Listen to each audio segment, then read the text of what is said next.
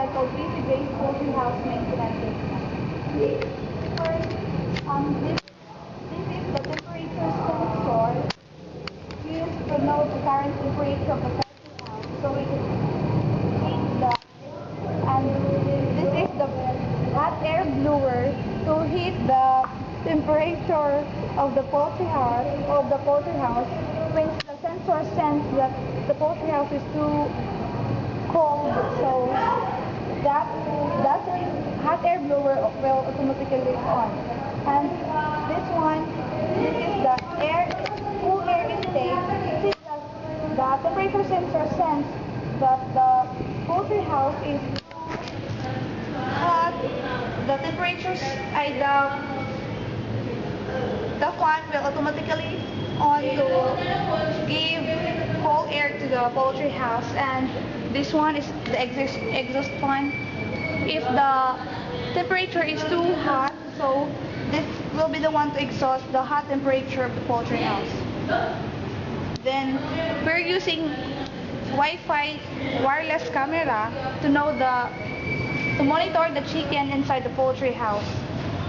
And for our feeding, we are using also the blower to blow the feeds inside this bucket. Here, this is our feeds bucket. Once the user input the time when will be the food will be served, the blower will automatically on to give food to the chicken. And we're using also motors to go forward or reverse, so the feeds will scatter in the food or in the feeds bin. And for our watering, we are using pump. This one is for watering, this other one is for the cleaning of the feeds bin, and the other one is for the cleaning of the waste bin or in the floor of the cage. This will be the one to pump to the water to go through to clean the feeds bin, water bin, and the cage. And in the floor also, we use a scraper to scrape the waste forward or reverse, and we're also using the motor for it.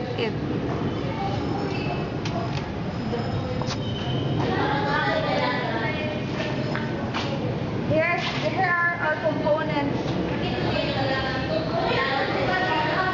We are using PIC 1877A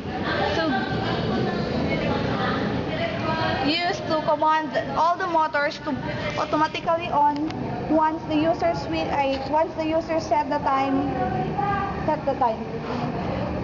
Here are some of our relays. Our power supply.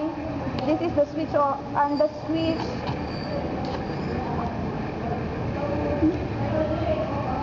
The capacitor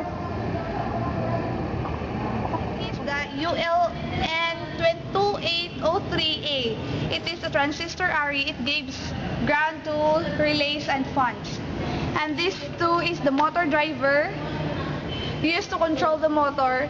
Can be manual or automatic, used for starting and stopping and selecting forward or reverse rotation.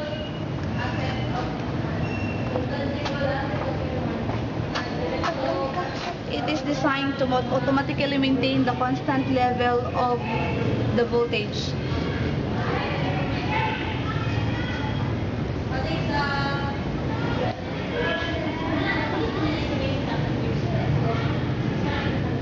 We are using 7 relays here and here. Oh, there are 2. Relays are an electrically operated switch. Relays are used where it is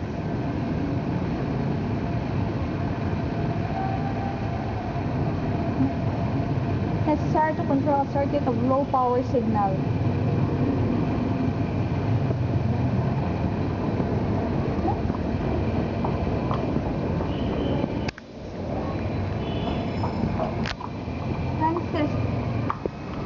transistor. We're using also transistor. It is a semiconductor device used to amplify and switch electronic signals and electrical power.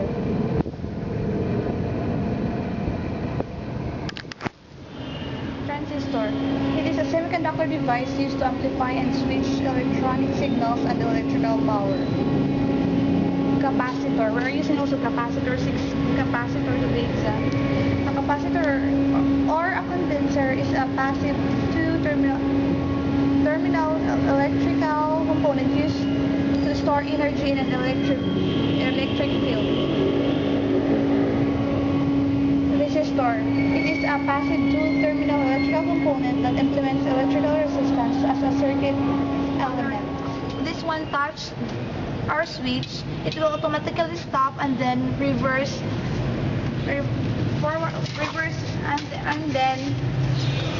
and also if it will stop here, it will also stop and then back to its original switch. Here also in our scraper, we are also using 2 switches each side.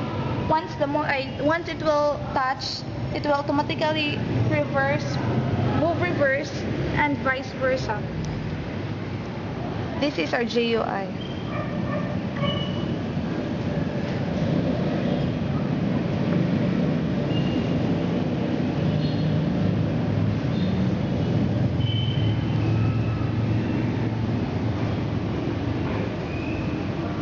In here, we press schedule the time for feeding, watering, cleaning, the cool air intake, and the temperature. We can change also the temperature, and we can input here the CCTV web address of the ARCA Wi-Fi wireless camera and the check-in population. After saving, we connect it to the COM to execute all the settings we set. How the system works. We must plug in first the plug into the outlet and connect the USB cable to the USB port of the laptop. Then find the system of your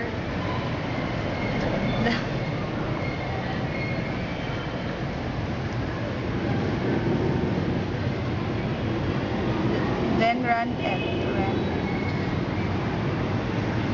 Then we must schedule first the settings or the time of the feeding time, watering time, clean of waste bin, clean of water bin, the clean of feeds bin, the cool air intake, and the hot air intake.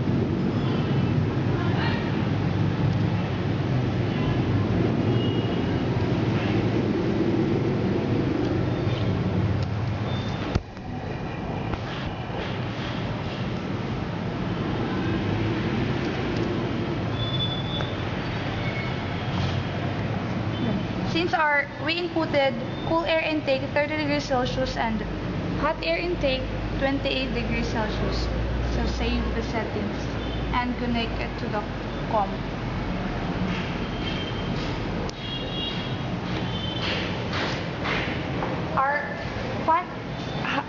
Our artificial air conditioner or the fan air intake is on because the temperature reaches 30 degrees Celsius, so it's heat in the poultry house. So it is heat in the poultry house, so the cooling device is on.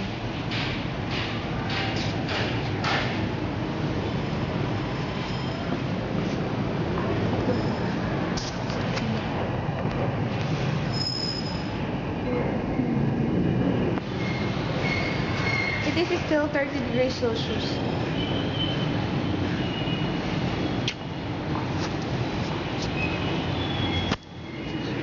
We're waiting for the feeding time to execute.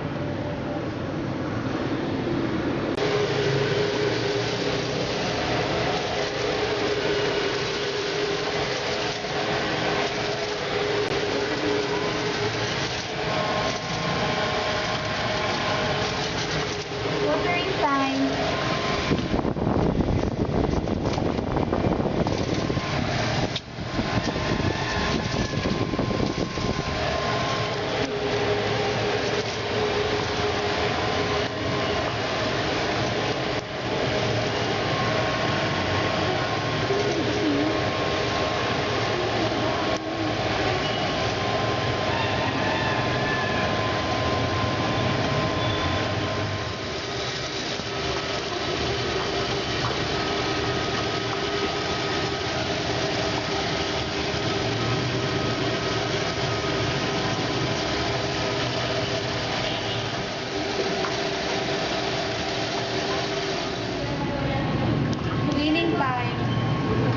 cleaning waste bin,